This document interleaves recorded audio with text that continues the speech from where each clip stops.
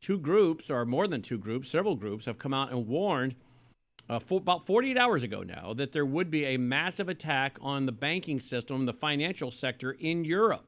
Of course, that would eventually spread to over here. Is this all hype, or are we hours away from a massive attack in Europe? We'll find out. Supposedly, it's for retaliation for Europe's support and NATO's support of Ukraine against Russia. Joining me now to discuss this and a few other issues before we go to Andy Woods and our weekly update on the Middle East and Israel and Bible prophecy update is Leo Hohmann. Leo, welcome back to the broadcast. Thanks for joining us. Yes, Brannon, hello. Thanks for having me. Yeah, thank you for being had. Let's go to your website, leohohmann.com. leohohmann.com. Here we go. Here's what Leo wrote the other night. Breaking: cyber attack hits federal agencies. Hackers announced another attack they say will target Western banking systems. So tell me about this and where are we at on this time clock for that 48-hour pre-warning? Yeah, a lot has happened since I posted this article yesterday, Brannon. Let me just go through this with you. Hundreds more businesses have now been impacted. Some were mentioned in my article yesterday, a few, like British Airways, the BBC, Shell Oil Company. Since that time, the port of Rotterdam, which is the largest port in Europe and the largest in the world outside of Asia, if you take out the large ports in China, Singapore, those areas, this would be the largest port in the area in the world, has been hacked. We have seen the Canadian province of Nova Scotia has been hacked. The article stated that several federal agencies yesterday had been hacked of the U.S. government, but we didn't have any real confirmation of individual agencies, and we still don't, other than one. One U.S. federal agency has confirmed that it has been compromised, and that's the U.S. Department of Energy, which includes the Oak Ridge nuclear facility in eastern Tennessee.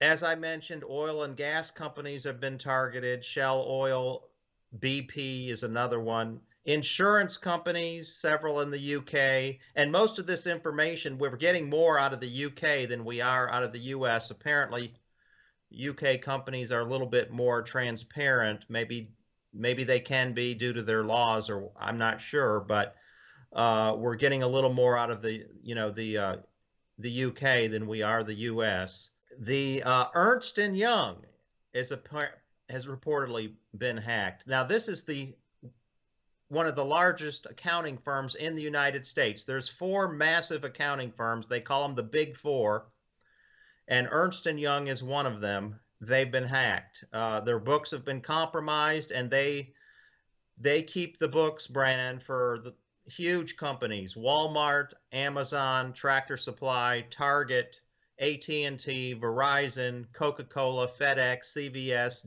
General Motors, Lockheed Martin, Georgia State University system. We're talking 40,000 students' personal information hacked. So your credit cards, if you do business with any of these companies, it's possible some of your information could be swept up. And then what they do with it once they sweep it up is a whole other story. They could sell it to entities that would put it on the dark web. We don't know. This software company that was used by the federal agencies that's been hacked is called MoveIt. And this is apparently a file sharing network software that governments and large corporations use to move massive files on the internet, kind of like a corporate level Dropbox. People are familiar with Dropbox. It's similar to that. So this is pretty much where we're at, Brannon. Well, I'm Waiting also for the reading. other, waiting for what basically we're waiting for the other shoe to drop. If we see more huge entities like maybe Google or Facebook or Microsoft, if we see a company of that size in the tech industry come out and admit it's been hacked, then I would say we're into a major escalation of a cyber war. Okay, first of all, who's doing this? We have names of four entities. I don't know if those are the ones doing all of this.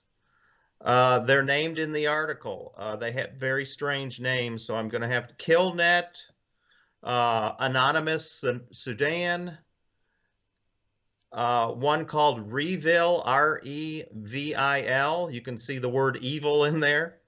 Those are the ones we know so far that may be responsible for at least some of this, but there could be other unknown players at this point. Here's one report I just found. Millions of Americans' personal DMV data exposed in massive move it hacked. Over 6.5 million residents of 2 states affected. Impact may potentially widen. Is that the Illinois and there was another state mentioned in my article yesterday? Louisiana and Oregon. Okay. Illinois, I believe, has also been hacked. And Georgia, as I said, their state university system has been hacked. So how does this, you and I have been doing several programs now for a couple of years warning that a massive cyber attack was coming like this, and people should be prepared. I mean, obviously, that's one reason we've warned about cyber hacking, power grid going down, bank failures, massive hyperinflation, collapse of banks due to the fact that most of them are upside down and insolvent if they use traditional accounting anyway, liquidity issues, just-in-time inventory. I mean, all the things we mention all the time. With that being said, we know that Klaus Schwab and the World Economic Forum have openly bragged, and we've played the clip many times, telling us that there was going to be such a massive global cyber attack, that it would look like a mere and minor disruption. Yeah, I've embedded that video in my article for anyone who wants to listen to it again. But that was in March of last year, March 2022, when he warned that that we would have this major global cyber attack targeting financial institutions and spreading to potentially other areas, utilities and whatnot. And why would he be saying that? Why would he be warning over and over about he was even he used the terminology cyber pandemic. And this was the terminology used at the Cyber Polygon conference. I believe it was July, if I'm not mistaken, of last year, where it was a tabletop exercise predicting a major cyber event that would shut down the banking systems worldwide. And they also used that terminology of a cyber pandemic. Now, when you think of a pandemic in the traditional sense, if we're talking about a pathogen, what happens? It starts out small and it spreads. And so I think that's what they were trying to telegraph to us. These globalists always tell us their plans in advance. Think about the ramifications of this, people. If people suddenly could not get access to their money in their banks, could not get access to life insurance policies, all of the things that they worked their entire life to assemble are suddenly not accessible. Well, it would set up very nicely for digital dollars, central bank digital currency of the Fed, which becomes available July 1, reportedly. We're reporting that Yellen has admitted the dollar is going bye-bye, and you and I have been saying this now for so many years, telling people to get ready that when the U.S. dollar is no longer the world reserve currency, the paper will be worthless. And now she's even admitting this is about to happen. No timeline, but now she's gone from saying everything is fine to, yeah, this is happening. this is a first because she would not even admit that it's happening at all. And now she says it is happening, but it's going to be a very slow, gradual de-dollarization. And the US dollar in the end will still reign supreme. So, yeah, it's happening, but don't get upset. Don't get too worried. It's not going to affect you. That's kind of the gist of what she said yesterday during, I believe it was a House congressional hearing. So, yeah, they're admitting it, Brannon. When I talked about that and that this Fed now was the move toward regional currencies and eventually a digital global currency, the owner, who was very conservative, made comments, very much opposed to Marxism, communism, what's happening in the country. The owner's response, though, to the whole Fed now and a digital currency and a global currency was, yeah, but they've been saying that for decades. To which I said, yes, but now they're actually doing it. And Leo, that's the issue. People have been conditioned. Oh, they've been saying that forever. Oh, they've been saying that forever. Yeah, Normalcy bias. Tell our audience what that is. That is exact. You just pretty much defined it, where people have been conditioned over a period of years, if not decades. I mean, think of how long people in the Christian community, in the prophecy community, have been talking about embedded chips, right? Right. I mean, I remember people talking about the Vera chip back in the early to mid 1990s. Remember the Vera chip? And then it was the RFID and all this. Well, now they're actually coming out with it, but people aren't paying attention because they're still thinking about all those years where this was discussed, but it never actually took hold. It never stuck against the wall. And so they're going to be blinded by it, and they're going to be blindsided when it comes, Brent. So what's happening is independent churches like ours that are conservative are seeing an influx of people. Yeah. And what people need to understand is an independent Bible church like the one I pastor is not connected to a denomination of any sort. So what typically happens is when the denomination goes liberal, the churches go liberal. Well, because they force into it their own graduates from their own liberal schools. But when you have an independent church, I function totally outside of denominational control. My accountability is to a local elder board. I'm one of the elders. We currently have 6. And, these denominations can go to hell in a handbasket, which many of them are. And it doesn't affect independent churches at all. I mean, we still teach from the pulpit, the Bible. I certainly don't wear skinny jeans. I can tell you that much. I wish I could. No, you don't. No, you don't. No, you don't. But, I'm there in a suit and tie, and I teach the full counsel of God's word. And I think that's what people are actually looking for in a church. If you're not looking for that, then join the Rotary Club or something. But when you come to a church, you expect to hear, the function of a church is not to bring the world in, it's to bring heaven down. It's to be, thus saith the Lord. We're not here to change the Bible. The Bible's here to change us. So churches like ours are growing to the point where we have spatial problems right now. Wow. And these other mainline denominations that are hooked into wokeism and liberal denominationalism, they're finding themselves on the decline. Yeah, well, and maybe none too soon. Let's go through our update. We won't take calls today, so we can get through as much of this as we can. Let's start out with the temple. What's going on with the temple in Israel? Here we have a headline from Jewish News Syndicate. Israeli MK proposes dividing Temple Mount between Jews and Muslims. Yeah, this is a Likud party Knesset member. And now he has a whole proposal. Now, keep in mind, this is not a law yet. It hasn't been accepted across the board, but it's obviously in the conversation. And the idea is we're going to take away Jordanian control of the Temple Mount. We're going to give the Dome of the Rock to the people of Israel, and the Muslims can have, the Al-Aqsa Mosque, as it's called, and other areas. And we're going to let the Jews, rather than only allowing them to worship there or visit there certain hours of the day, they're going to be able to visit anytime they want. And so what is this doing? should this be embraced and accepted, it's putting into place the mechanism by which the Jewish nation will be free to rebuild temple number 3, which Bible prophecy demands be standing at the midpoint of the tribulation period, is really the bottom line to the whole thing. Wow. Here's another headline. Likud MK Amit Halevi proposes plan to divide divide Jerusalem's Temple Mount. That's from the Jewish press, so several articles about this. Here's another one. Israel recognizes Iran's offshore Katlan gas reserves as discovery. Tell me, why is this important? What does this fall under? We were under the Temple Mount. Now what headline are we under now?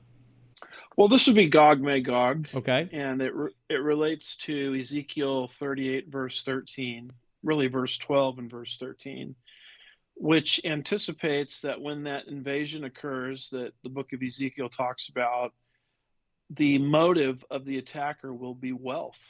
Israel must become wealthy.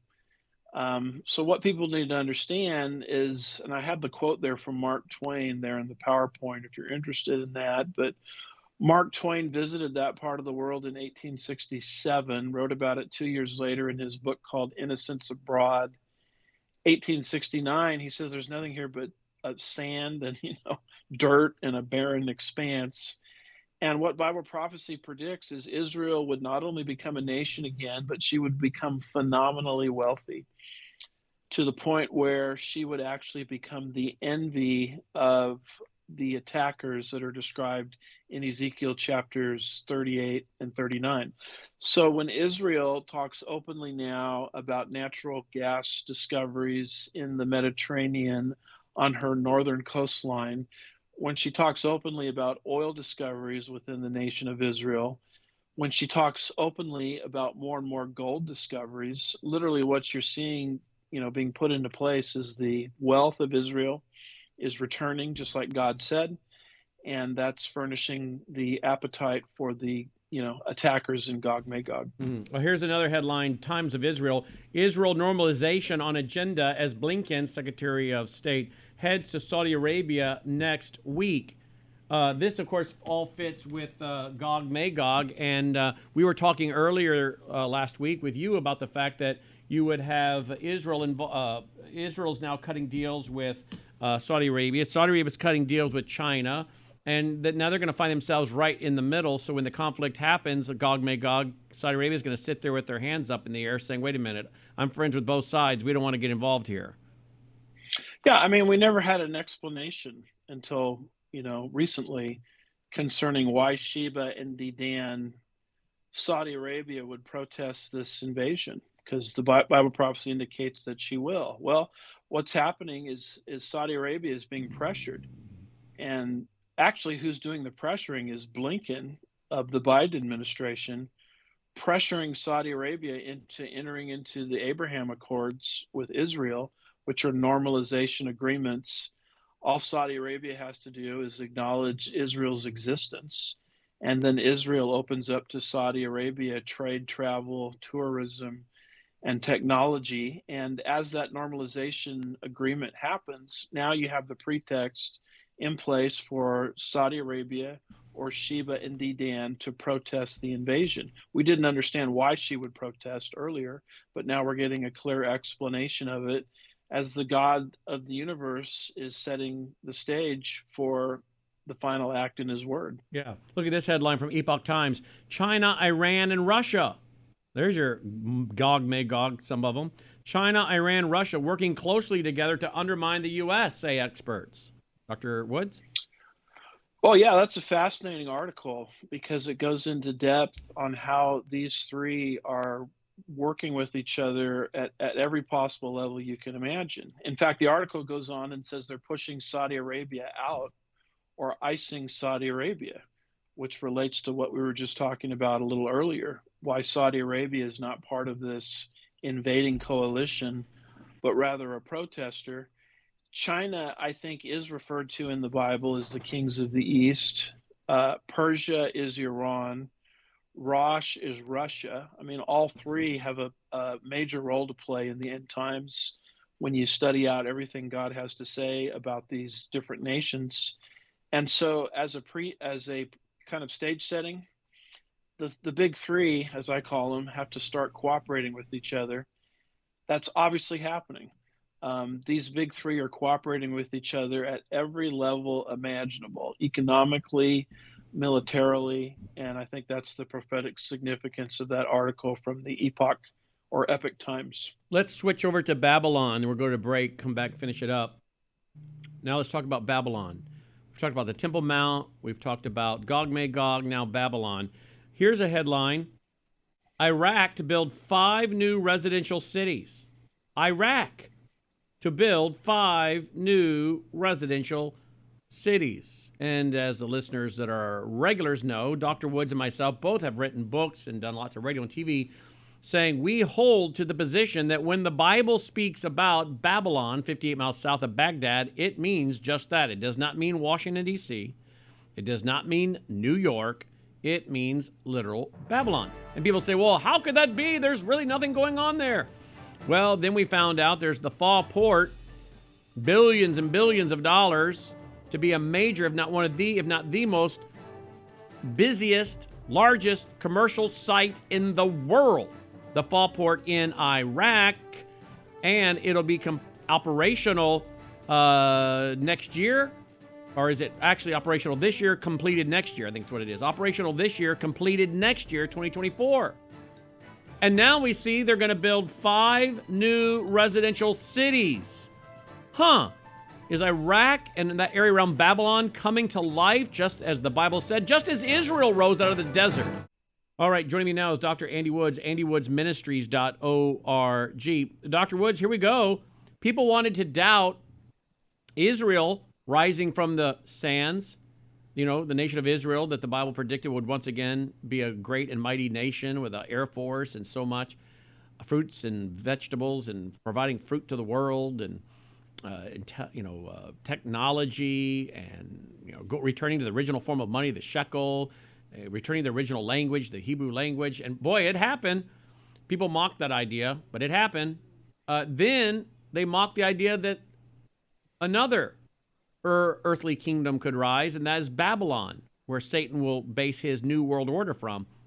Well, it's rising, and now we have a new article, Iraq to build 5 new residential cities. Dr. Woods? Yeah, well, according to this article, Iraq, behind Saudi Arabia, is OPEC's #1 producer of oil. So, you're not really left to a lot of, you don't have to speculate concerning where Satan is going to set up his world government one day. He's going to set it up where the oil is.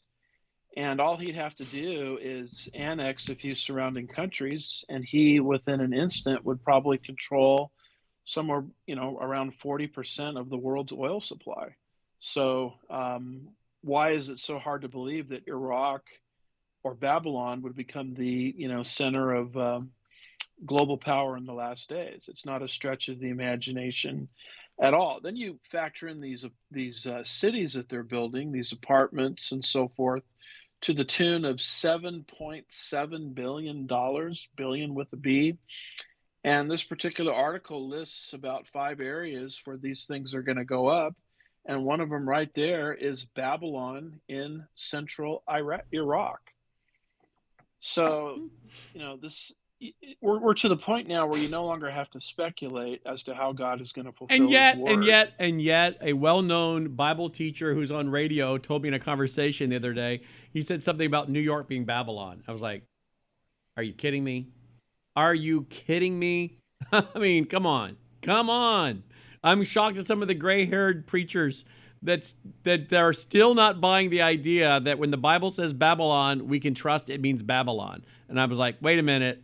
Are you oblivious to what's going on over there right now? It's not New York. Trust me. Babylon is not New York.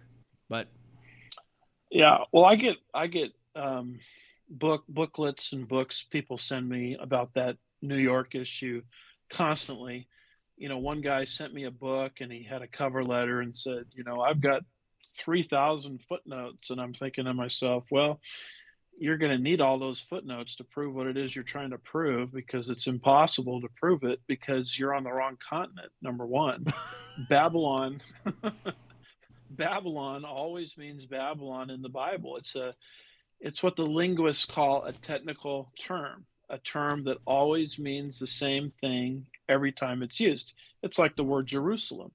Jerusalem is used 800 times in the Bible. What does it always mean? It means the city of Jerusalem.